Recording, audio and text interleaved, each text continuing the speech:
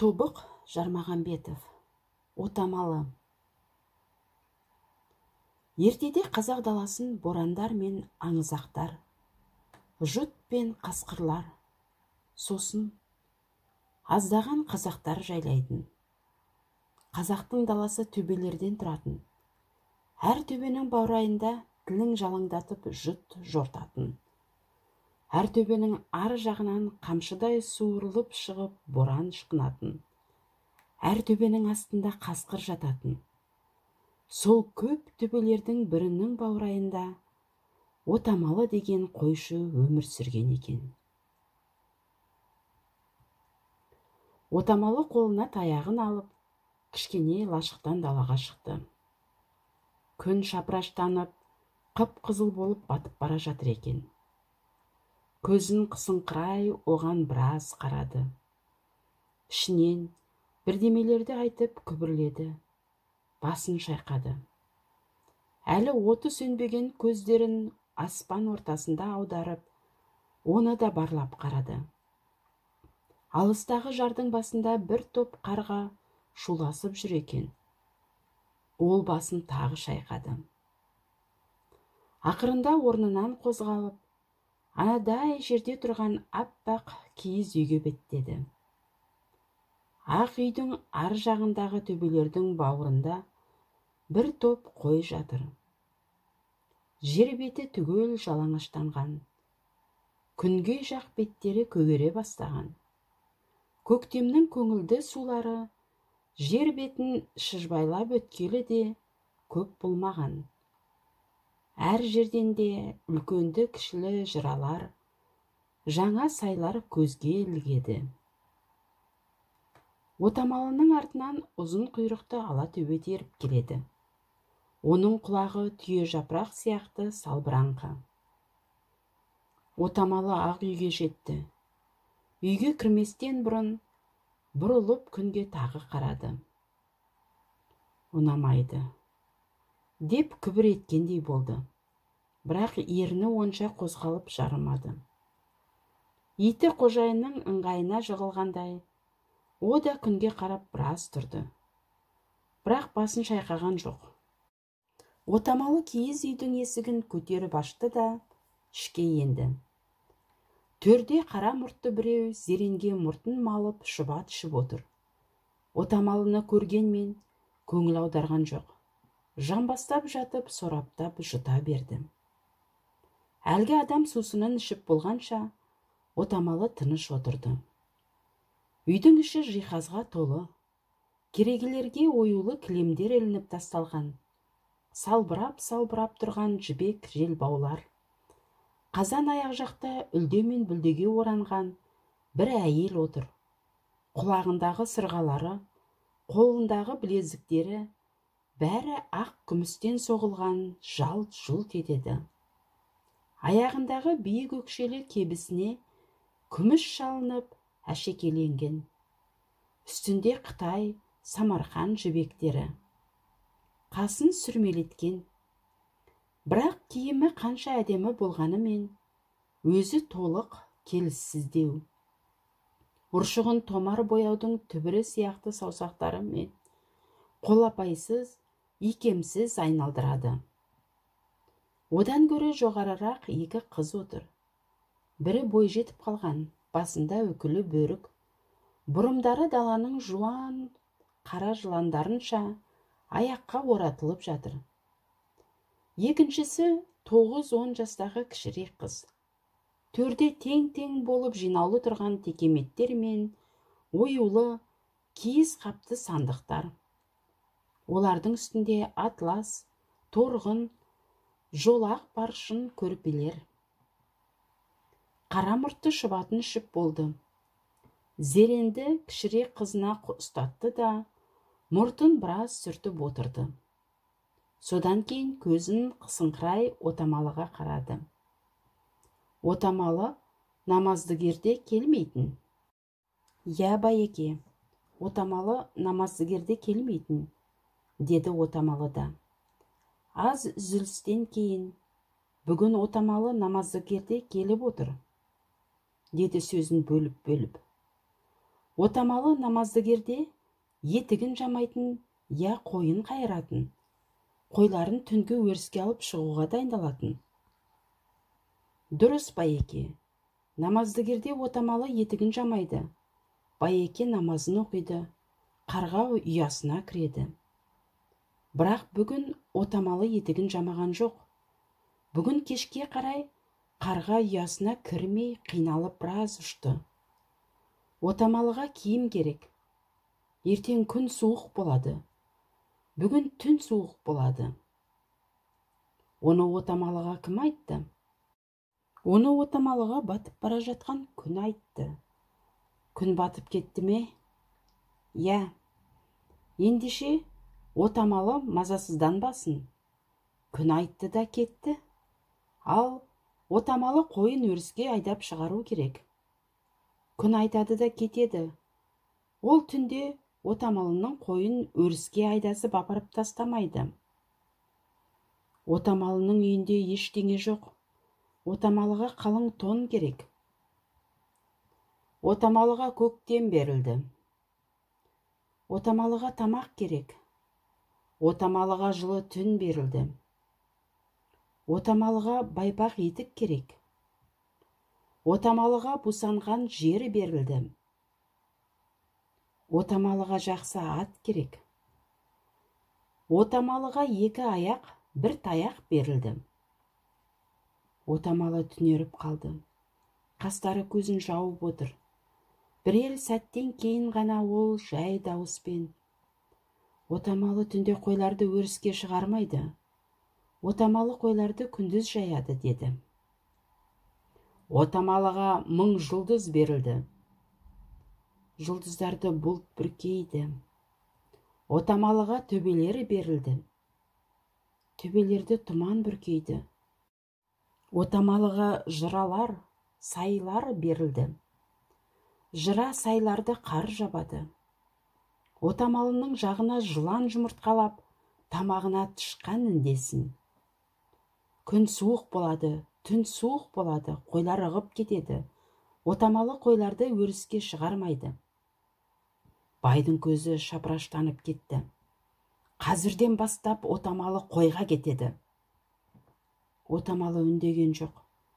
Бірақ бұл жолы көзін төмен салмай, байға қарап отыр. Түйіліңкірей, сынай қарағандай.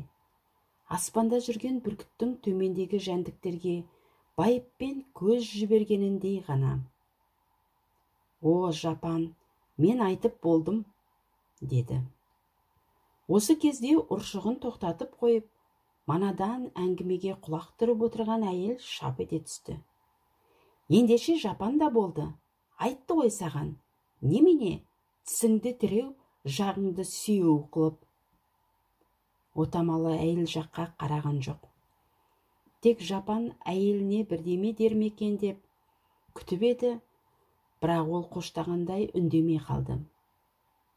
Сосын отамалы жайлап түрегелді де далаға шықты. Есіктің алдында мұны иті күтіп тұр екен. Иесін көріп, құйрығын жалқау бұлғаңдатты. Дала қараңғыланып қалыпты. Темірқазық, 7 қарақшылар көріне бастаған. Олар бір жанып, бір сөніп, селк-селк кетеді. Ауа салқын, жер беті сәл тоңазып, кілегейлене қататын түрі бар. Отамалы 3-ші рет басын шайқады. Ол лашығына келді. Лашығының іші қараңғы екен. Белбеуіндегі шақпақ тас пен білтені алып, от тұтатты. Кепкен баялыш пытырлап, зу-зу етіп жана бастады. 3 жақты ошақтың жанында басын төмен салбыратып жіберіп отамалы отыр. Оның үйінде ешкім жоқты. Өзінің бар өмірін осы ескі ошақтың жанында өткізген. Ес біліп етек жиғалы, бай үйі осы ошақты еншіге беріп, жаман лашыққа көшіріпті.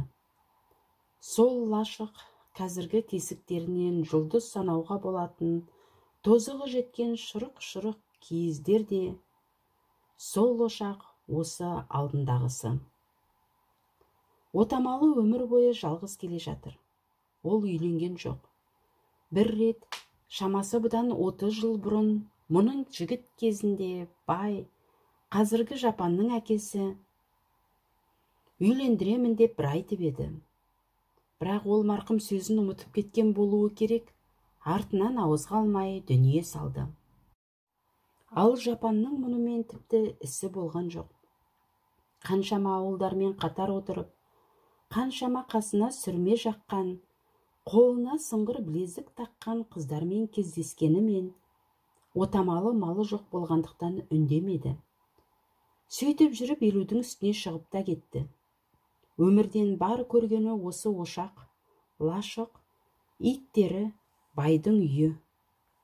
Отамалының дүние тануы осымен шектеледі. Бірақ ол кең даланың етене баласы еді. Ол қайғырғанда қарлығаштар маңайлап ұшып шұбатқандай болатын. Ол жадырағанда күнде күліп, нұрын шашатын.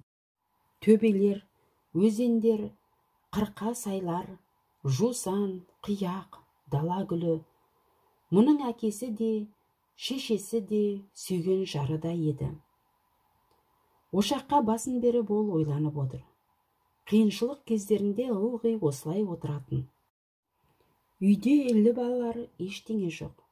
Я киім, я көрпе төсек, сандық, жиһаздар болсайшы.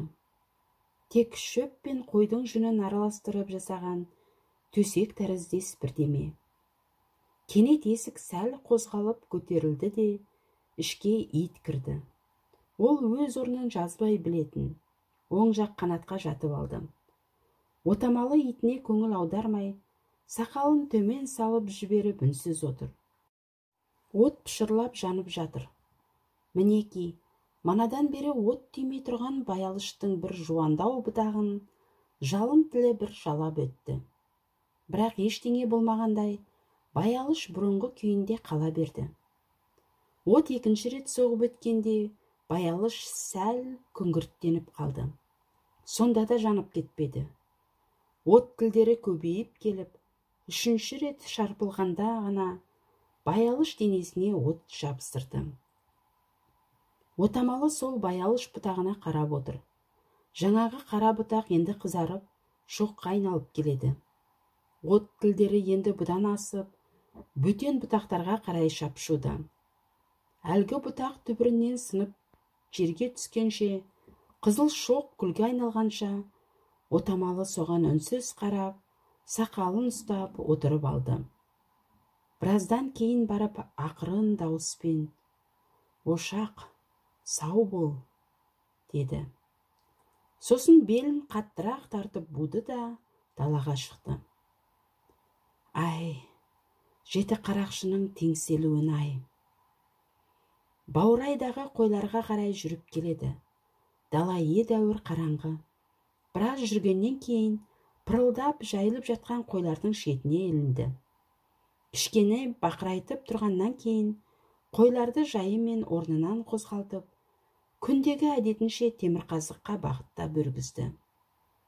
Қойлар асықпай қаптап, жайылып келеді. Ауа бұрынғыдан да шыңылтыр. Жер дегдіп қата бастаған. Жұлдыздардың бәрі самсап тұр. Бірақ отамалыға олардың тұрыстары ұнамайды. Шеттерінен қалшылдап, дірілдеп, бір аяғымен секеңдеп тұрған сияқты. Жұлдыздарға да қиын-ау, жап-жалаңаш, деп ойлады отамалы бір мезет. Бірақ олар көп қой. Отамалы қойдың соңынан ере берді. Үстінде шекпені, аяғында байпағы жоқ, тозған етігі бар. Баста жеңіл тымақ. Белінде шақпақ тасты, білтелі, бір кішкене пышақты ескі қайыс белбеу. Артында иті еріп келеді. Ол әлі бір дыбыс шығарған жоқ. Жайшылықта дыбыс шығармай, қожайынының соңынан жалқау еріп отыратын әдеті барды оның. Жеті қарақшы темірқазықты айналып, түнді жұта берді. Түн ортасында төбелердің бауырынан әрең көтеріліп, ептеп жел есе бастады. Бұл ешкілерге жақсы болды. Олар мұрындарын көтеріп, мүйіздерін артқа тастап, жүрісін өндіртті. Қойлар олардың соңдарынан ентелей өріп, тұяқтың тысыры түннің біркелкі тыныштығын бұзып тұр. Әр жерден ақ тұяққа тиген тас, сынған бұта, секірген малдың топ еткені сияқты дыбыстар естіледі. Төбелердің тас баурайымен жүргенде, бір-біріне тиген тұяқтар ма, тастар ма, шақпақша жалтылдап, төбенің әр жері бір жалт-жұлт етеді. Жусандардың біркелкі жұлынған пытыры, қойлардың пысқыруыны, олардың иісі, артында қалған жылы булары отамалыға әлі түннің суықтығын сездірмей келе жатыр. Отамалы қолына таяқ ұстағаны болмаса, оған сүйенбейтін. Түн ортасынан ауып барады. Қойлар жүрісін шапшаңдата бастады. Түннің бірте-бірте суытып бара жатқаны белгілі болды. Күн айтып еді ғой. Отамалы ауылдан ұзап кетті. Ондаған таныс төбелері мүлгіп, қара жаулық жамылып артта қалды. Таныс жыралар мен сайларды да тастады. Бірақ құныққан қойлары жаңа өріс іздеп, бұрынғы межеден өтіп барады. Отамалы оларды кейін қайырған жоқ. Қайтатын уақыт әлі болмағанды. Отамалының иті қойлардың алды-артынан шығып, әр жақтан дыбыс беріп қояды. Таңға жақын, қайдан келгені белгісіз, бір мыжырайған төбенің бауырынан ызғырық жел кенеттен қойлар мен отамалыға лап берді. Жел шекпеннің етегін көтеріп, бөз көйлекті дүрілдетіп, отамалының бүйірінен өтіп кетті. Ол бірдеме деп күбір ете қалды. Әлгі жел жалғыз келген жоқ екен. Аспанның сол жақ шетіндегі жұлдыздар жайын жұтқан шабақтардай жоғала берді. Отамалы енді қойдың алдына шықты. Етін дауыстап шақырып, оны ық жаққа жөнелтті. Бірақ қойлар шашыраңқырап кеткен екен, тез қайырылып болмады. Аспандағы жұлдыздар сөнгіштеп жатыр. Бұлттар жабылған түндіктей аспанды бүркей берді. Міне, жеті қарақшы да жұтылды. Отамалы жүгіргіштеп қайырып жүр. Аяғының астындағы қыстан шыққан көкпек сытырлап сынады. Жусан езіледі. Жел соғып берді. Қойлар ұйлығып қалды.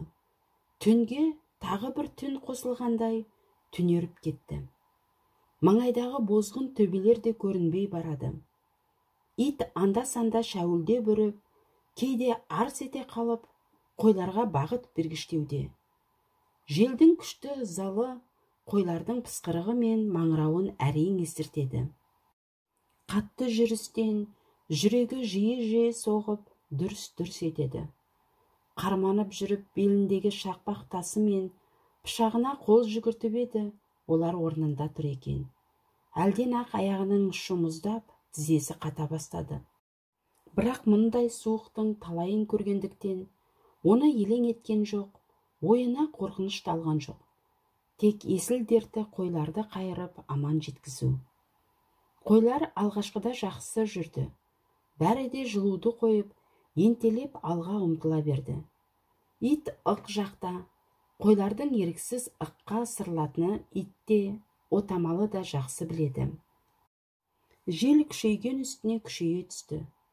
Далада қалған бойшаң итсегектер мен бұталардың зарлағанын отамалының тәжірибелі құлағы түн дыбысынан ажыратып келеді. Бағдар беретін жұлдыз жоқ болғанымен, отамалы жер танығыш еді. Қойлардың сәл бұрыла бастағанын жазбай білетін. Ол қойларды қақпайлай, жүгіре басып қайыра берді. Ешкілердің бәрі ентелеп алға шығып кеткен болуы керек. Отамалыдан 2-3 адым жерде қойлардың құйрықтары ғана қомақталады.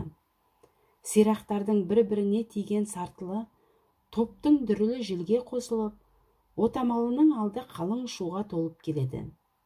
Ит анда-санда қыңсылап қояды. Шамасы ол да мұндай аласапыран жүрісті көптен көрмеген болуы керек. Отамалының тізесі тоңа бастады.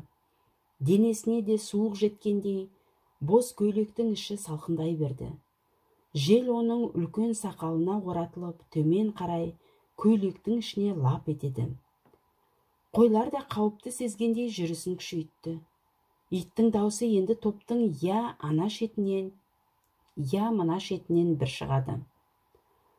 Отамалы не де болса таңға аман жетсем, жарыққа бір ілінсем деп келеді. Қанша айтқанмен жарықта жол табуға болады. Бұл қатты болғанымен жел ғой. Жоқ, тек қана жел емес, отамалының шекпеніне бірдемелер тысырлап тие бастады. Сипап қарап еді, жалаңаш қолына түскен түйіршіктер еріп барады.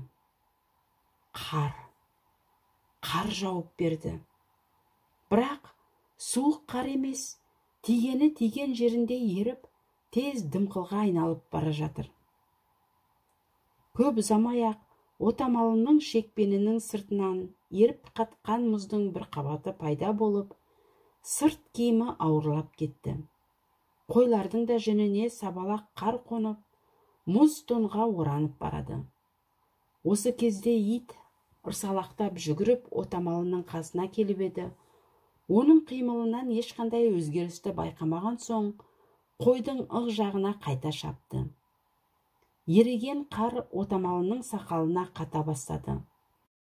Мұртында сондай мұз қабыршық бүркеп, аузына жетіп қалды. Жел күшейіп, қар түсімін көбейтті. Бір мезет отамалыға қой тобыры бағыттан тайған секілденіп кетті. Жер үсті бұл кезде алай-түлей болып бара жатыр еді. Осы шамада бағыттан таймау әрине өте қиын. Жел күшін жинағандай ыңырана бастады. Енді едәуір шік боран болып қалып еді, ептеп жарық болды. Енді алдағы кетіп бара жатқан қойлардың дөңгелекше денелері де айқындалғандай. Таң, деп ойлады отамалы. Аяқтың астындағы жартылай мұз, жартылай қарға оранған жусандар мен көкпектер көріне бастады. Отамалы енді қойлардың орта шеніне дейін көз жеткізді. Қар әлі жауып, борап тұр. Жел ішін тартатын емес. Міне, қаптаған қойдың бүкіл өрісі қарауытты. Алды, маңдайдағы төбенің бауырына өрмелеп барады екен. Бәрінің де арқасында батырлардың сауыттарындай жалтырауық мұз бен әппақ қар. Таң атты, бірақ маңай буалдыр. Дұрыс ештеңе көрінбейді. Бәрі де түс көріп жатқандағыдай. Анық көзге ұрып тұрған ештеңе жоқ. Қойлар буалдыр перденің ар жағында бара жатыр. Жердегі шөп, бұта да сол түс сияқты белгісіз буалдыр бояумен боялған. Қардың әлі еріп болмаған бөлігін жел көтере ұшырып, қойлардың үстін, төбелердің баурайын мұнарға бөктіріп барады. Енді шамасы күн шыққан болу керек, жарық бір қалыпта қалды. Соның өзінде де бір төбеден әрі ештеңе көрінбейді. Енді кішкене жүрсем, ауылға ілініп қалуы мүмкін. Қойларды ауыл сыртындағы кең жыраға қамап, лашыққа кіріп демалуға, кептірінуге болады деп ойлап келеді отамалы. Қойлар иірімтік күртік қардың үстімен жіңішке аяқтарымен ою сыза қаптап барады. Артта қалған оюларды жел аяусыз өшіргіштеп, қармен тегістеуде. Қойлар басын төмен салып алған, отамалыға тек олардың мыңдаған дөңгелек құйрықтары ғана көрінеді. Олары бір төмен, бір жоғары шығып, ретсіз қимылдасады.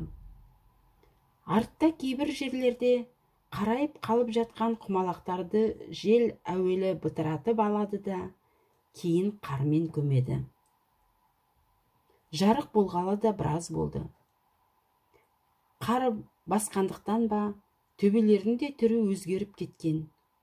Таныс төбелер бетін бүркеп, ақ шымылдықтың астында жасырынулы.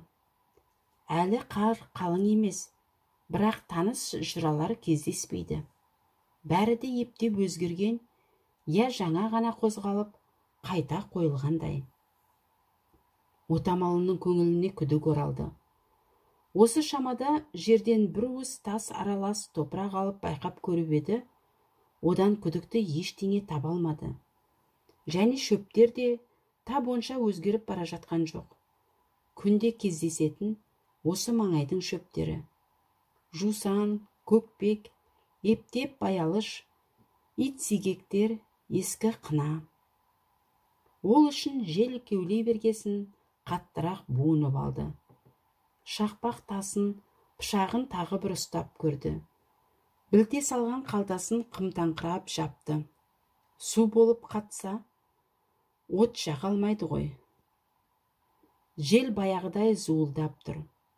Қаттылығы соншалық, көздің тұсынан өткен қар қиыршығы көрінім жерге жеткенше құламайды.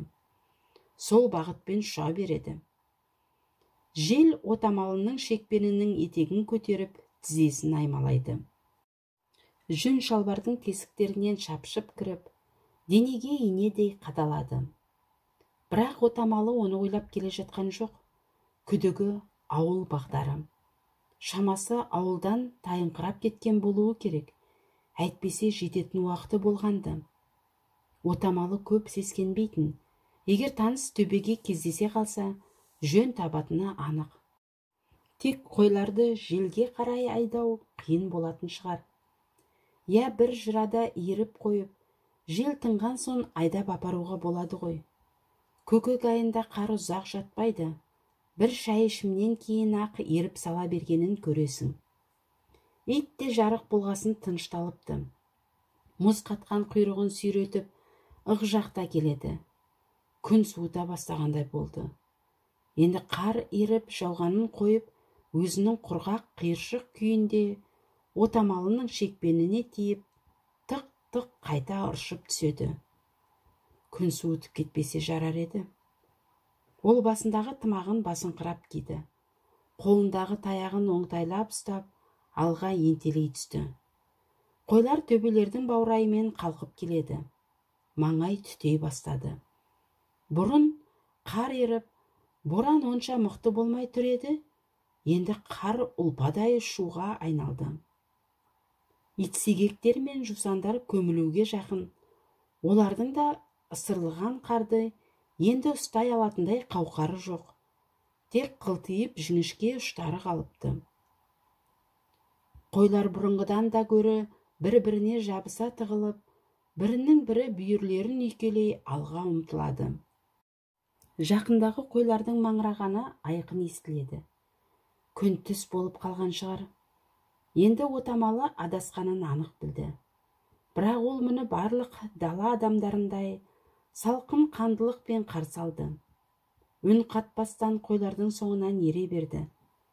Қайырғанмен қойлар бір ықтасынға жетіп алмай сірә тоқтамайды. Сондықтан алдына шығып та керегі жоқ. Мұз қарға тиіп, қай сетіктің басы мүжіліп, ағарып барады.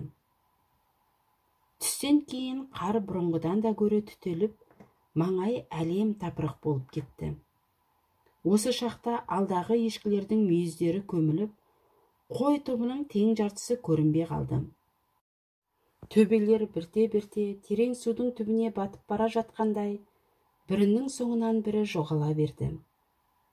Отамалының шекпенінен жел әлдеқашан өтіп кететін еді. Үстіне қатқан мұзы абырой болды. Бірақ етек пен мойнынан улеп пәле боп тұр. Және башпайлары да удай ашағанын сездіре бастады. Қойлар жүрісті үдетті. Отамалы бұрынғыдан да гөрі ентелеп желіп келеді. Енді айнала бірте-бірте қараңғылана бастаған сияқты. Қар көбейе берді. Лашығым көміліп қалдау. Отамалы байдың ақ үйін көз алдына бір елестетіп өтті. Шұбат ішіп отырған бай, оның зеренге малынған қара мұрты көз алдына келіп тұрып алды. Осы кезде қойлар жапа тармағай маңырап кетті. Олар бір топ бұтаның арасына кірген екен. Отамалының көз алдындағы мұрт жоғалып кетті. Жыра, я ықтасын кездесті ме деп үміттеніп қалды. Бірақ бұталардың арасында қар қалың екен, және ықтасын боларлық биікте емес. Жел айдаған қойлар, отамалы, ит, бәрі малтығып, панасы жоқ бұталардың жанынан жүзіп өте шықты. Қараңғы тартып барады. Отамалының көзінің алды қара мұнарланып, түнеріңкірей бастады. Жердегі қардың да, ұшып бара жатқан ақ мұнардың да жүздеріне сынық енген. Түнге дейін тоқталмаса, тағы қиын. Әсіресе, түнде қайда бара жатқаныңды білмейсің. Бірақ бәрі бір емес пе? Күндіз болғанымен, қазір не көрініп, не айырылып жатыр. Отамалы кештен бері тамақ ішпегенін есіне алды. Әрине, қызулықтан, жүрістен, қауіптен ол әлі аштық туралы ойлаған жоқ. Қарнының да ашқанын сезген жоқ. Бірақ бір күн тамақ ішпегендігін есіне алды да қойды. Белбеуін тағы да тартыңқырап буып, қымтанып алды да, тізеден қар кешіп, алға жылжи берді. Қойлар күндізгі үрдіс жүрісін қойған. Жел қанша қатты болса да, жай жүріп келеді. Өйткені қар қойлардың жүрісіне қиындық келтіре бастап еді. Және даланың биік шөптері де қарды тұта берген. Отамалының көзінің алдында мыңдаған дөңгелектер ойнап, маңай қарауытып өзгере берді. Боранның басылатын түрі жоқ. Жер бетін жалап, ызылдап, ысқырып тұр. Отамалының көзіне бай үйі қайта елестеді. Байдың келіншегі, оның үстіндегі Самарқан, Қытай жібектері, қыздарының басындағы желкілдек үкілер, жібек желбаулар, ағыл-тегіл дүние. Отамалының тізесіне шекпенінің етегі сарт етті де, оны мына дүниеге қайта алып келді. Аяқты қайсыры жеп тастапты. Аяз кеш жақындаған сайын күшейіп келеді. Бірақ отамалы Аяздың белін түн сындырады ғой деген үмітте. Түн келді. Тобыр қараңғылыққа бірден жұтылды. Отамалыға таяқ тастам жер әрең көрінеді. Қойлардың жалынышты маңырағаны ертіп келе жатыр оны. Манадан жауып тұрған қар қиыршықтары да толастаған сияқты. Отамалы қорықпайтын. Бірақ мына қатерлі түн оның көңіліне үлкен күдік енгізді. Қойға қасқыр шабуы мүмкін. Мұндайда қасқырлар қайдан жиналғаны белгісіз самсап қоршап алады. Боранда олардың отты көздері де көрінбейді. Аяқтың астынан шыға келіп, дүрілдетіп ала жөнеледі. Отамалы әлсін-әлсін боран ызылының арасынан осы дүрілді іздеп құлағын тосады. Бірақ әзір тыныштық. Бұларды жел қазір ырқынша айдап келе жатыр. Мыңдаған қойлар қары бетімен ұшқан бір жапырақ сияқты. Я қонатын сай, я тығылар пана бермей, бір төбенің баурайынан сырып шығып, екінші төбенің баурайына қарай қалықтады. Одан тағы тайғанақтап, су бетіндегі қоғадай толқынмен алысып жылжи береді, жылжи береді. Отамалы енді мықтап тоңа бастады. Жаңа кешке қарай басталған боран жылы бола ма деп еді, бірақ уақыт өткен сайын аяз біз тұмсығын тізеге батыра түсті. Қойлар түнімен ықты. Бұларға бағыт беріп те, айдап та, адастырып та келе жатырған сол жел. Ақ боранмен бірге ойнақтасқан жел таңға жақын төсін жазғандай. Ақырында ашулы замен төбелердің бауырынан түнді де дүркірете ысырып, ық жаққа ұшырып алып кетті. Таң отамалыны мыңдаған қылыштардың суылымен қарсы алды. Бейне оның маңайында мың сан қол көрінбейтін қылыштарын жалаңдатып, бірін-бірі аяусыз турап жүргендей. Жер беті ақ түтінмен жанып жатыр. Аяз оттан жаман, тиген жерін қарып, күйдіріп барады. Суық от бетті шымшып, көмейге толады, демді буады. Отамалы алғаш рет өзінен әл кете бастағанын сезді. Белі сырқырап ауырып барады. Сүйектерінің ауырлығы өмірінде бүгін білінді. Оларды баяғыдан бері қалай арқалап жүрген? Ол бетін уқалап, белбеуін тартыңқырап буды. Іші қабысып қалыпты. Мына шекпеніне қатқан мұздың бір кесегі түсіп кеткендей, ішкі сарайы да сап-салқын. Жел енді қара тілдерін жалақтатып, отамалының тізесін, бетін, шекпенін, етегінің қонышын жалап келеді. Қазір өзі би, өзі құдай. Сонысына масаттанғандай кейде сықылықтап күледі. Сосын ашу шақырып, барпылдап ала жөнеледі. Енді бірде қаһарлана қорқытқысы келгендей, әр түрлі үнге салады. Сол кезде маңай біресе бұралқы иттің ұлығанындай, біресе тағы мысықтың мауыққанындай, біресе су өгіздің ыңыранғанындай дыбыстарға толып кетеді. Бәрін жасап, бәрін игеріп, бағындырып тұр. Тек күші келмейтін бір заты қараңғылық. Сондықтан оны көтеріп тастай алмай, әзірше осы қара бояудың ара-арасымен зулап, денесіне соның күйесін жаға ызғиды. Бұл түн отамалының бағына тағы да қасқырсыз өтті. Таң алабұртып атты. Әрине, ешқандай сәуле де, ашық жарықта, көкжиек те жоқ. Тек буалдыр, бұлдыр, су қосқан сүттің түсіндей бірдеңе. Сол сүт ағара береді, ағара береді. Таң да, таңертеңгілік те осы. Аяз күн өткен сайын басылмақ түгіл, қылышын қайрап, найзасын үшкірлей түскен сияқты. Бүгін таңертең отамалының тымағы, сақал мұрты, қастары ақ қырауға малынды да қалды. Қырауға бөккен қойларды да жел ұшырып айдап келеді. Иттің қара көздері қыраудың арасынан моншақтай жылт-жылт етеді. Аяз қарлардың біразын қатырып тастаған екен, қойлардың жүрісі сәл жеңілденейін деді. Боран сәл серпілгендей. Отамалы түсім емес пе екен деп, көзіне сенбей, қайта қарап еді. Шынында да бір өзгеріс бар сияқты. 3-4 төбе де көрінді маңайдан. Отамалының іші жылып, денесін әлсіздік билеп қоя берді. Енді райы қайтса екен, Тәңірім-ай. Қойларына тағы бір көз тастап, 2 күн бораннан аман қалғанына іштей қуанып келеді. Тіпті осы жерге құлап түсіп, ұйықтап қалғысы да келеді. Бірақ қуаныш ұзаққа созылмады. Түске жақын қар қайта жауып, жел оны иіріп ала жөнелді. Ақ дүлей шабысына қайта басты. Енді әрі аяз, әрі боран қатар жұлынды. Қар бетінде қылтиған бір бұта тыныш қалған жоқ.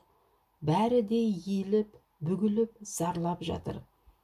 Жер үсті ызыл мен сарын. Жердің өкпесіне садақтың оғы тигендей ыңыранып жатыр. Кешке қарай топтан 2 қой бөлініп қалып қойды. Олардың бауырлары қарға малынып тұр. Шамасы жүрерге әлі қалмаған болу керек. Ызғырық желдің өтіне екеуі шоңқиып қала берді. Алда, жануарларым-ай. Отамалының көзінен жас ыршып кетті. Артына ұзақ қарады. Ішін белгісіз бір у тырнап өткендей қатты күйзеліп кетті. Бірақ тоқтауға мүмкіншілік жоқ. Топ алға кетіп барады. Отамалы да желмен жылжи берді. Олардың қиын өліммен, азапты өліммен өтетінін біліп кетті. Біраздан соң оларды боран ажал көрпесіне орап алып, жоқ қылып жіберді. Түнде бұлар бір топ қамысқа тап болды. Аяқтарында әрең тұрған қойлар қамыстың ішіне кірісімен қарға бауырларын төсеп жата-жата кетісті. Қамыстың арасы желден де ықтасын. Отамалы қуанып кетті. Қамыстың о шетімен бұ шетіне бір шығып еді, қомақты ақ. Қойлардың бәрі түгелдей соған сиған. Жануарлар қамыстың ызылын жамылып жым-жырт жатыр.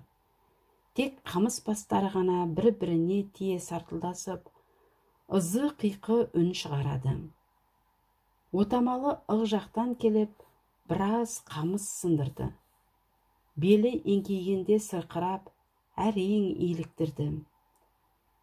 Жүріспен байқамапты, қолдары, тізесі де үсіген сияқты.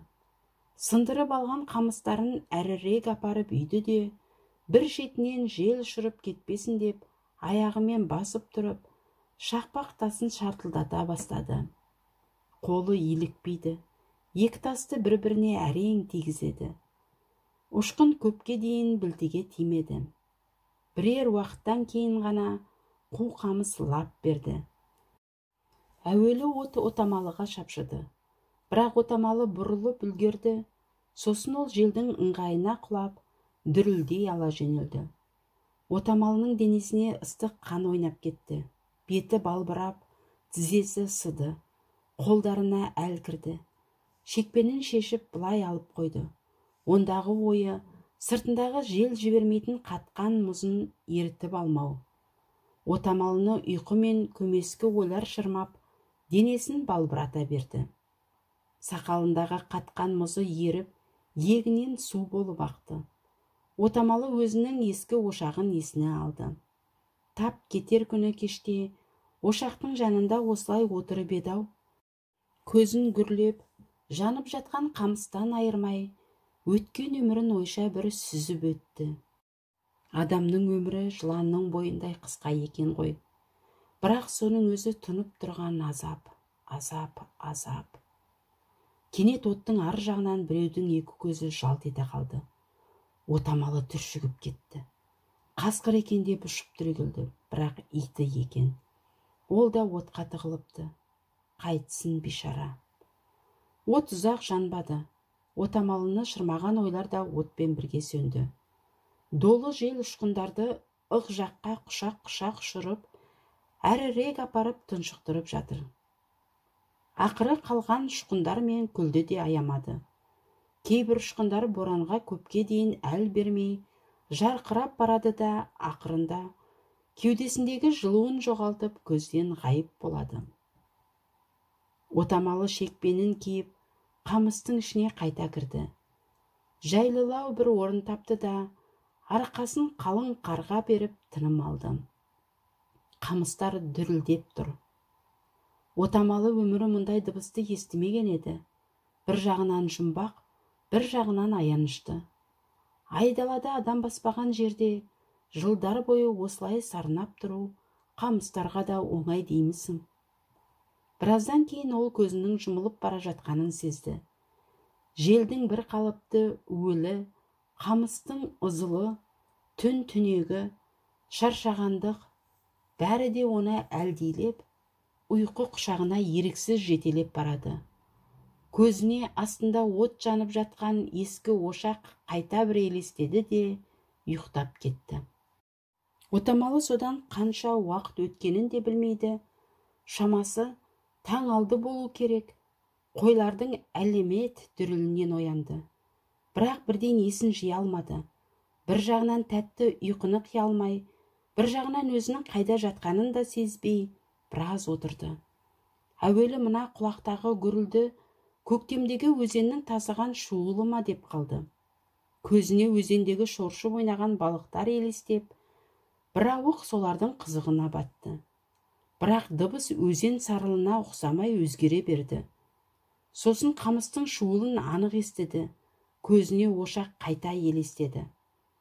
Ақырында барып боранды, кешегі күнді, қамыстардың пытырлап жануын, ұйқысын есіне алып, орнынан ұшып тұрды. Маңайдағы желдің де, қамыстың да ызылынан бөтен бір ұлы дүбір алып барады екен. Сол дүбірдің ішінен жап жақын жерден иттің бірде шәуілде бүріп, бірде арсылдағаны естіледі. Қасқырлар! Отамалы ыққа қарай жүгірді. Дүбірге қарағанда қойлар да солай сырылған. Тобырдың арты қамыстан жаңа шығып жатқан болу керек. Сынған қамыстардың сартылы құлақты тұндырады. Маңай қой маңырауына толып кеткен. Бейне жазды күнгі ауыл қасында қозылармен жамыраса көрісіп жатқандары сияқты. Кенет қойдың бір тобы отамалының үстінен лап беріп өтті де оны көміп жіберді. Отамалы құлап түсті. Ол жүндер мен тұяқтардың, қойлардың денелерінің астында тұра алмай қалды. Енді босанып орнынан тұра бергенде, төбетінің тап қасынан арс ете қалғанын естіді. Отамалы енді ғана байқады. Алдында 5 қадамдай жерде боранмен аралас екі отты көз жақындап келеді екен. Отамалы қайта бұға қалды да таяғын оңтайлай берді. Отты көздері боранды жарып, жанынан зулап өте берген мезгілде ол салмақты таяқпен бір-ақ сілтеді. Дала шырағы төңкеріліп түсті. Отамалы жалма-жан беліндегі пышағын суырып алып, кеуде тұсынан бір бойлатып жіберді де, оның көзіне қарап еді, оты сөніп үлгерген екен. Ол қойлардың артынан жүгірді. Екінші қасқырды төбет жайратыпты. Бір мезгілде ол қасқырдың шек қарнын аузына тістеп, отамалыға жетіп келді. Отамалы төбетіне риза, көрдім дегендей бас изеп, қуана ниет білдірді. Төбет қайта зымырады. Қойлар шығына қашқан. Отамалы екі өкпесін қолына алып жүгіріп келеді. Түнгі ұйқы біраз тыңайтып тастағаны білініп ақ тұр. Сонда да қой тобырына әрең ілеседі. Сол жақ қанат әлі әбігерде. Бұл шу ұзаққа созылды. Отамалы қанша жүгіргенмен оған жете алатын емес. Тек бары сенгені төбет. Маңыраған қой, жынданған жел, төбеттің арсылы отамалының денесін түршіктіріп барады. Қырып кетпесе не қылсын? Бие сауымдай уақыт өткен соң, ала төбет арсалаңдап отамалыға жетіп келді. Денесінің кейбір жерлерін жалаған болады, келе отамалының бауырына асылды. Отамалының іші жылып кетті. Төбет жеңіп келгенде осылай ететін әдет еді. Отамалының көзінен жас ыршып кетті. Денесінің әр жерін ұстап көріп еді, айтулы жарақат жоқ сияқты. Бірақ жүрегі қатты соғып тұр екен. Ол қой соңынан қайта жүгірді. Бұл кезде сол қанаттағы әбігер басылып қалып еді, шамасы енді қасқыр жоқ сияқты. Өздері 3-4 қасқыр болса, артқы бір-екеуін төбет жайратқан, қуып салған ғой. Бірақ мына сүргінді тоқтату қиын. Үріккен малдың көпке дейін бой бермейтінін кім біледі. Егер арттан соққан жел болмағанда, отамалы қалып қоятында шамаға жетіп еді. Тағы да демігіп, өкпесін қолына алып келеді. Манадан аязды да байқамапты. Енді ол да өзінің тіршілігін білдіріп, сона тұмсығын дыз еткізіп бетке тығып алды. Тобыр жылдам қозғала берді. Отамалы ықтан шығып кеткеніне тіпті риза емес. Бірақ амал қанша?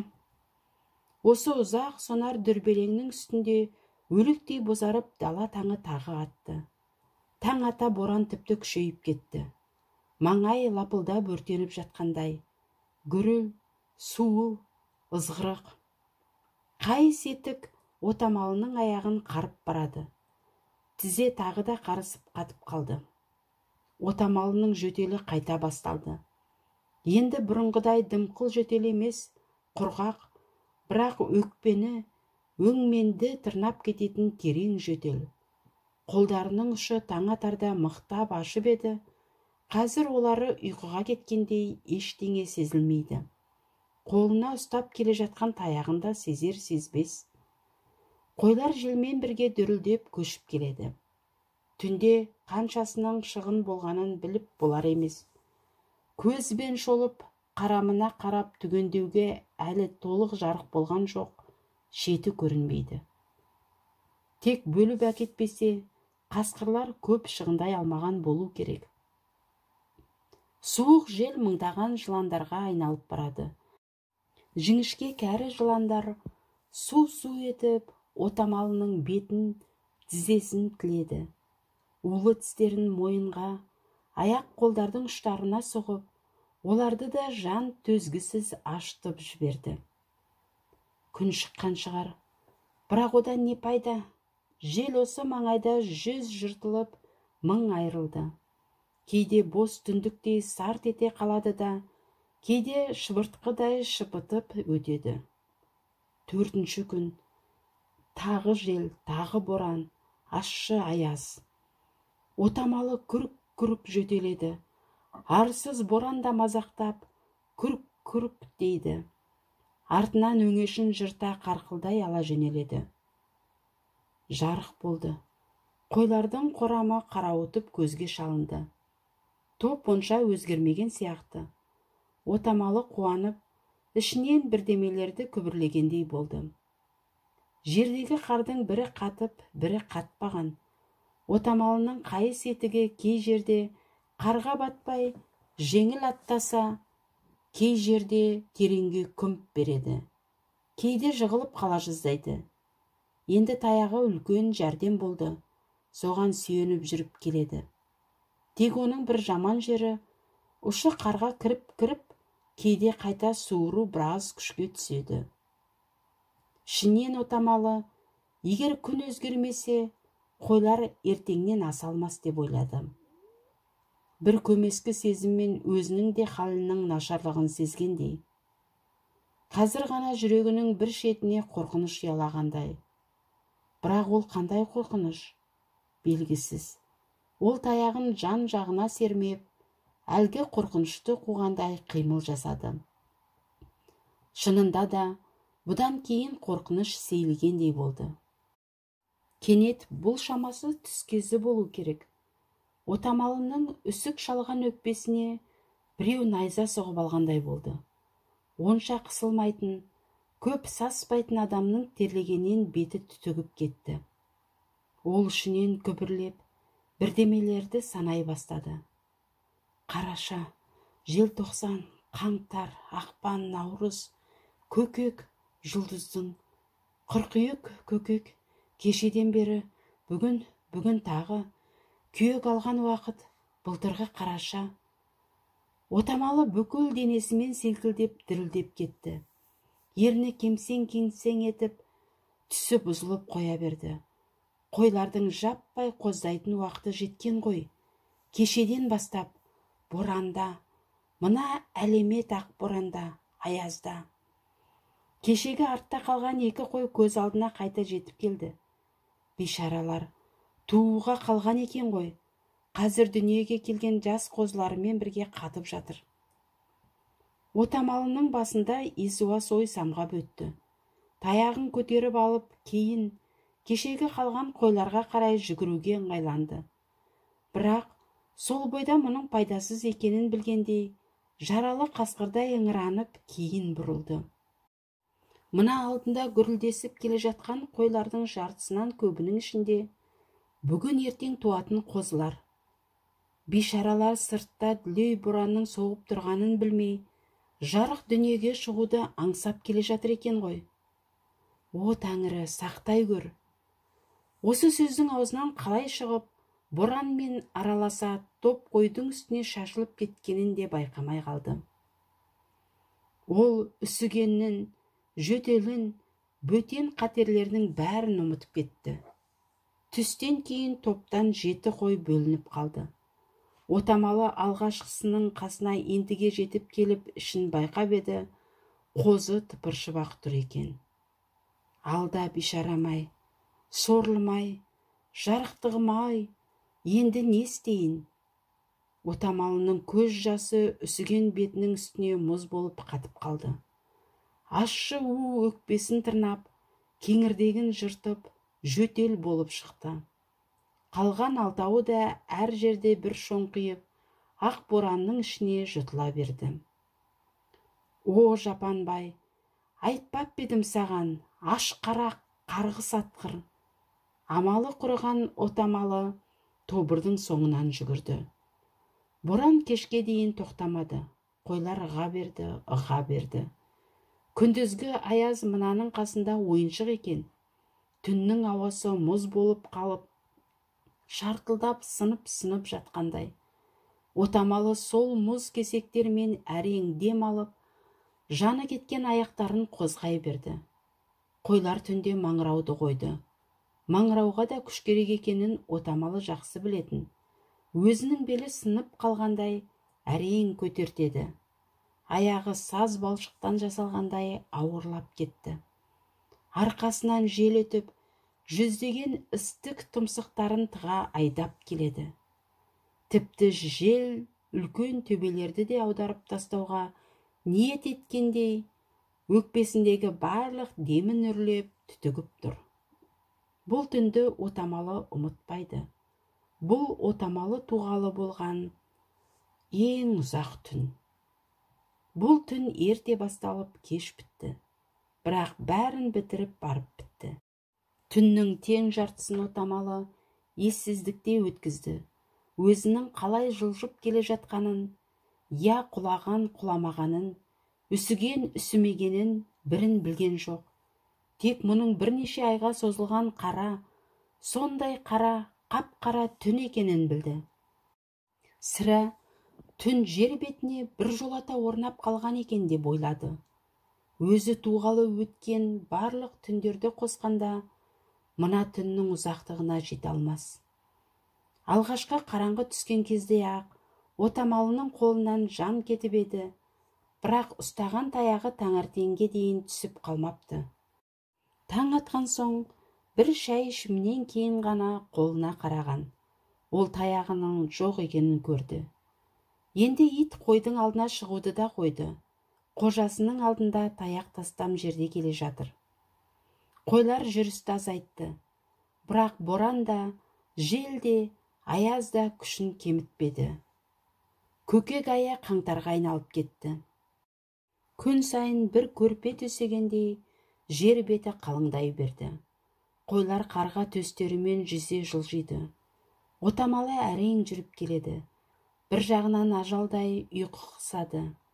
Ендігі ұйқы ажал екенін далада туғандардың бәрі біледі. Айнала жарық болған кезде ол өзіне өзі келгендей. Жарық бұған аздап жан беріп тірілткендей. Жарық та үлкен сүйеу екен ғой. Енді жел қанша үріп шәуілдегенмен тобыр тұралап қалыпты. Түннен қойлардың қаншасы қалды екен, деп ойлады Отамалы біраздан кейін. Қойларға көз жіберіп еді, топ кішірейген тәрізді. Бірақ ол көзіне сенгісі келмеді. Жаман ойды басынан қуып, басқа нәрсеге алаңдауға күш салып бақты. Аспан іріп кеткен, сірә аспан орнында жоқ шығар. Отамалы туғалы 55 жыл мыңқ етпей тұрған аспан, тіпті мұның ата-бабаларының тұсында да берік тұрған аспан құлаған шығар. Аспанның ар жағы толған боран деуші еді. Сірә солар жер бетін көміп салған шығар. Дүние өзгерген шығар. Ақыр заман болады дейтін еді. Сол емес пе екен? Ендеше тырысып не керек? Олай болса, құстар ұшуын, кесіртке жорғалауын, өзен ағуын қояды. Осы астымдағы жер қар жамылған болып, сылтаумен кетіп қалған жоқ па екен? Ойына сенгені соншалық, ол жерге жата қалып, қолдарымен қарды қолапайсыз арши бастады. Мұз қолын тіліп кетті, бірақ оған қараған жоқ, арши берді. Көзіне ақырында қатқан топырақ шалынды. Отамалы түрегеліп, ойынның ессіздігіне таңырқады. Қойлардың соңынан тәлтіректеп тағы жүріп кетті. Енді ол аяқ емес, екі келсап сүйретіп келе жатқандай. Саусақтарда жан жоқ, денедегі қанда жүрісін жайлатыпты. Олар иық пен тізеден әрі бармай оралатын сияқты. Бірақ қойлардың халі бұдан да жаман еді. Еркек қойлардың іші қабысып, саулықтардың іші салбырап кеткен. Көбі аязға қарамастан ауыздарын ашып алыпты. 5-ші күн еді бұл. Отамалы оны еміс-еміс біліп келеді. Бірақ сандардың арасында айырма болмай қалды. Сандардың арасындағы айырмашылық боранда емес, жайшылықта екен ғой. Қазіргі 5 күн мен кейбір 5 жылдың арасында айырмашылық болмай қалды. Қазақтың даласында қыс қайта келді. келгенде де қаңтардың, ақпанның барлық демін қосып ала келді. Қазақтың көп төбелерінің бауырындағы қойшыға қыс шекпен киген күні келді. Қойлар қоздайтын уақытта келді. Алғашқы көзіні көргенде Отамалы өзін ұмытып кетті. Бишара Саулық қозысының денесін жалағыштап жатыр екен. Бірақ оның да әлі жоқ. Ең аяғы тілін әрең жүргізеді. Отамалы оған жетіп келіп, қозыны көтеріп алды да икемсіз қолдарымен шекпенінің ішіне кіргізді. Қозының денесі қата бастаған. Әдемі жүндері сықырлап, арасына мұз тұрып қалыпты. Енді Отамалыға ит пен әлсіз Саулық еріп келе жатыр. Қойлар үлкен бір баурайға жеткенде, Отамалы аяғында әрең тұр еді. Осы жерге дейін бұлғақтап әрең келген. Бірақ мына белден асатын күш қойларда да жоқ сияқты. Бәрі де тырмысып, қарға кептеліп жатыр. Міне, осы кезде Отамалы көптен күткен үлкен сұмдық басталды. Қойлар жаппай қоздай бастады. Отамалы қалшылдап кетті. Арқасынан мың сан құмырсқа инелерін батыра жүгіріп өткендей, денесін діріл, селкіл билеп жөнелді. О аспан, о көк тәңірі! Желдің өтінде бір қолын қанатша жайып, теңселіп тұрып қалды. Құлағының түбінен Саулықтардың ащы зары өтіп барады. Қойнындағы қозының шаранасы бүркіттің тырнағындай қадалады. Бірақ оны елеуге мұрша жоқ. Ол қайталап, о тәңірі деді. Қойлар жаппай тоқтап, қарға ұйлығыса құлап жатыр. Ана жерден де, мына жерден де жел жыртқан ащы дауыстар. Желдің зулауын, Отамалының есі тағы ауып кеткендей. Ерні кемсеңдеп, ақ қарға көз жастары үзіліп түсті.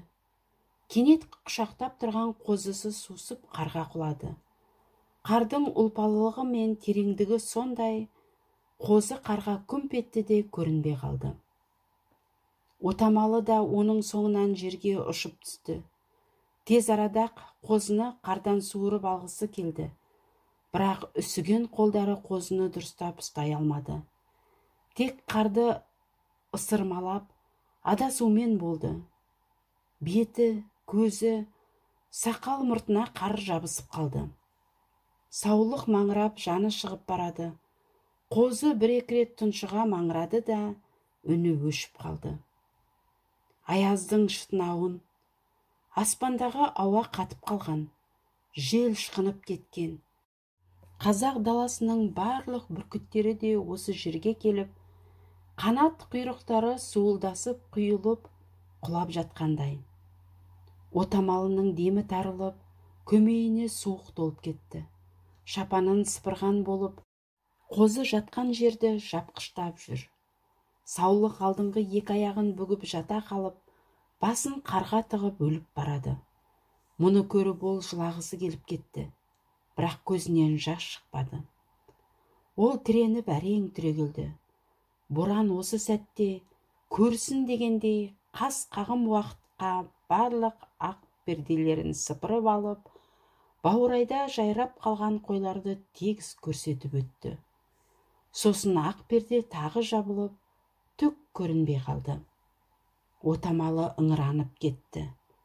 О, жапан, обалы жібермесін.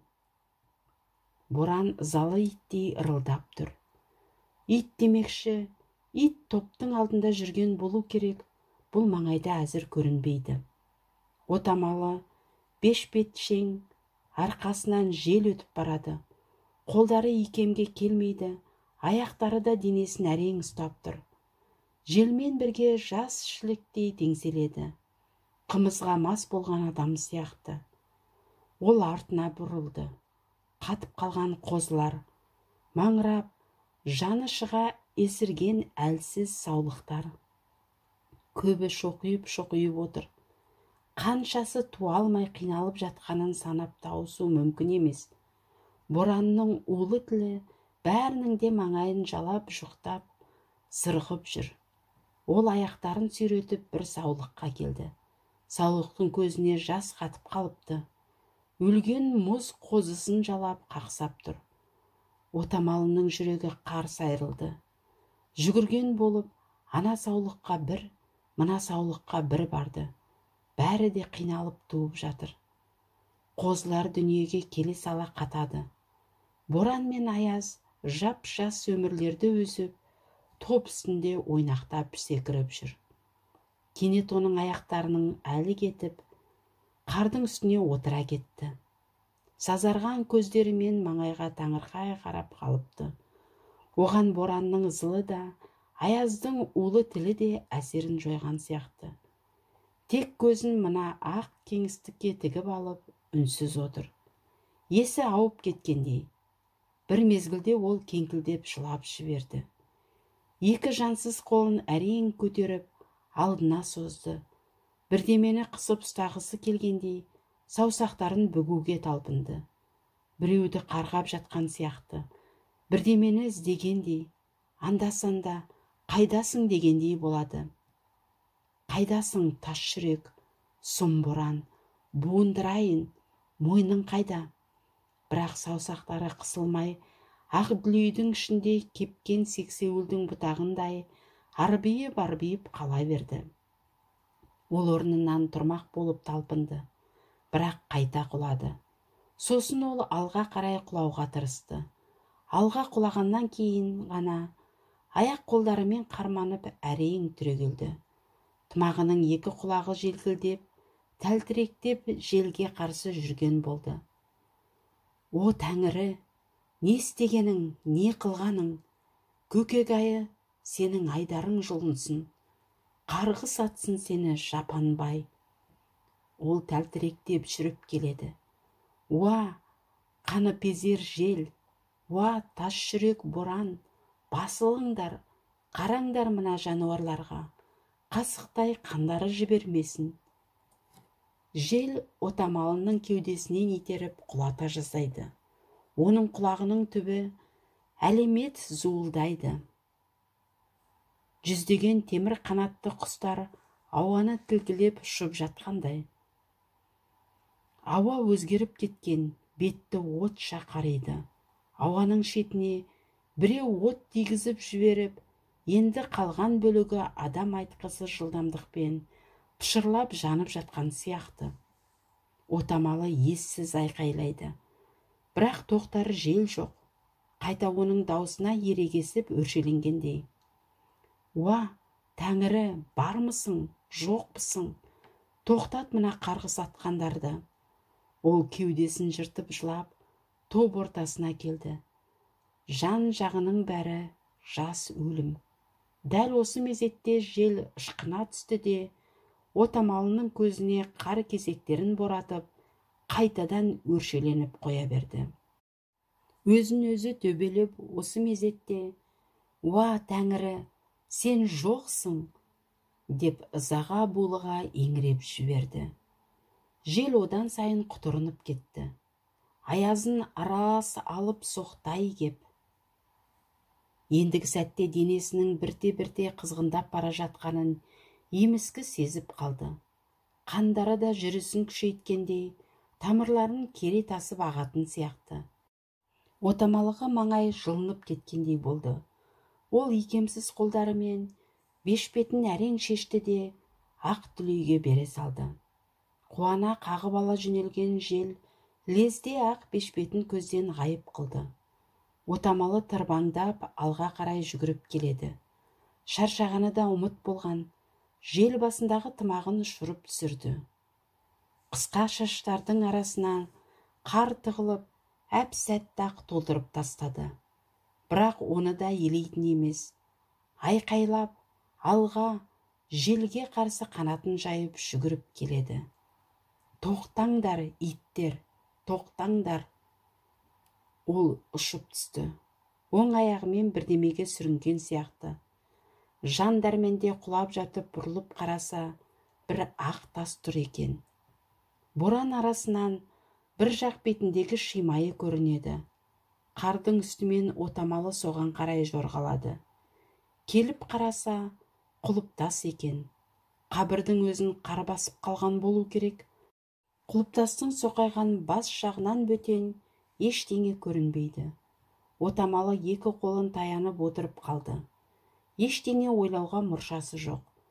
Құлпытас бетінде ирек-ирек құрттар сияқты жазу көрінеді. Бірақ отамалы оқи білмейді ғой. Оның бетіндегі жазу мына боранның тіліндей түсініксіз. Неге екені белгісіз. Осы құлпытастың жанында отырып, отамалының ұйқысы келді. Сосын қозғалғыштай бастады. Етігін сыпырам деп біраз әуреленді. Себебі бұл кезде маңай әлеме тысып кетіп еді. Ақырында екі етігін де шешіп лақтырып тастады. Сосын бір қолын қарға бойлата, бір қолымен құлпытасқа сүйеніп түрегелді. Бетін желге қайта бағыттап жүгірген болды. Аяғындағы бос шұлғауы 2-3 адым аттағаннан кейін сыпырылып, ыққа қарай домалап кетті. Жалаңаш тәнді жел аяусыз ұрып, аяз сорып барады. Ол жалаң аяқ қар кешіп келеді. Бірақ өзінше ыссы құмен жүріп келе жатырмын деп ойлайды. Қолда жан да, әл де жоқ. Тіпті қолдың өзі жоқ сияқты. Бар мекен деп, ақырғы рет екі жағына кезекпен көз жүгіртіп еді, екі қолы да салбырап келе жатыр екен. Осы кезде, бірақ есі кірген болу керек, қолының түрін көріп зәресі ұшып кетті. Олары қап-қара және жап-жалаңаш екен. Жел зуылдап құлағының түбінде ойнап жүр. Ақ түтек алдап, ештеңе көрсетпейді. Кенет оның көзіне осы әппақ түтектердің ішінен бірдеме елес бергендей болды. Дұрыстап қараса, жер бетінен сәл көтеріңкі ғана деңгейде өзінің ошағы мен қазаны ұшып келе жатыр екен. Отамалы қуанып кетті. Ошақ пен қазан, бірақ мұның қасына тоқтамай, жанынан ұшып өтіп кетті. Тіпті астында жанып бара жатқан оты да ап-айқын. Отамалы, тоқтамасаң тоқтама, деп күбір етті. Міне, ол байдың үйінің есігін көтеріп ашты да кіріп келді. Үйде бай шұбат ішіп отыр екен. Мұны көргенде байдың түсі өзгеріп қоя берді. Отамалы үндеген жоқ. Құлағына байдың кетерде айтқан «Жағыңа жылан жұмыртқаласын» деген сөздері келеді. Бай дірілдеп барады. Кенет есік ашылып, ішке ақ түтек шапшыды. Соның бір шеті байдың мұртына тиіп еді, ол лапылдап жана бастады. Мұрт деген жақсы жанады екен ғой, деп ойлап тұр ол. Ақырында байдың орнында бір уыс күл қалды. Отамалы аң-таң болып босағада тұр. Отамалы жалаң аяғымен күрпілдетіп қар кешіп келеді. Аяқтары тілініп қалған, бірақ қан жоқ. Қатып қалған бір кесек мұз сияқты. Түсі сұп-сұр, бет аузында адам көрер жер жоқ. Келе жатқан сұр құбыжық я аруақ секілді. Көйлегінің омырауы ашылып кеткен, оның ішіне де қар толып барады. Көкірегіне бір қар, бір мұз қатып жатыр. Айқайлағандай болады. Иттер. Дауыс бірте-бірте естілмей барады. Денесі иіліп, екі бүктетілген. Жұдырығын түйіп, айналаға кезенген сияқты болады. Бірақ онысы да келіспейді. Ақырында оның құлағы тынып қалды. Жел де, шу да, боран да тоқтаған сияқты. Көзінің алдын әуелі дөңгелек мұнарлар, сосын ауыр қараңғылық жауып кетті. Ақырғы рет «Тоқтаңдар, иттер!» дегендей болды да, жалаңаш денесімен қарға құлап түсті. Басы желге қарсы қалды. Міне, аңыз осы жерден бітеді. Халық мұны бұлай жалғастырады. Сол отамалы «Тоқтаңдар, иттер!» деп айқайлап құлап түскенде, Кәрлі боранның омыртқасы күрт сынғандай, жерге құлап түсіпті де тұншығып өліпті. Жел бойындағы бары күшінен айырылып, сай-салаға сіңіп кетіпті. Аспандағы бұлттар төбелердің баурайына соғылып қирап, етекке су болып сусып түсіпті. Күн қайта шығып, қарларды әп-сәтте ерітіп жіберген. Ал түнде жеті қарақшы мен темірқазық қайтадан орындарына келіп, бұрынғыдай селкілдемей берік тұрып алыпты. Қойлар баурайда өскен қызғалдақтарға қозыларын жайып, кең даланың төсінде мәңгі бақи қалып қойыпты. Оларды қасқырдан ит қорғапты. Ал 5 күн соққан боранды халық отамалы немесе 5 қонақ деп атап кеткен. Бұл қазақтың даласында сонан бері жылда сол уақытта бір соғып тұрады екен. Қазақтың көне даласы осы аңызды жыл сайын қар еріп, жер аяғы кеңейгеннен кейін ызғырақ қайта соққанда бір естиді. Сонда осы аңызды кәрі жусандар зарлап айтқанда, байқұс қияқтар мұңға тұншығады екен. Сонда төбелер егіліп, ашуға булыққан өзен кемерінен асады екен, деседі қариялар.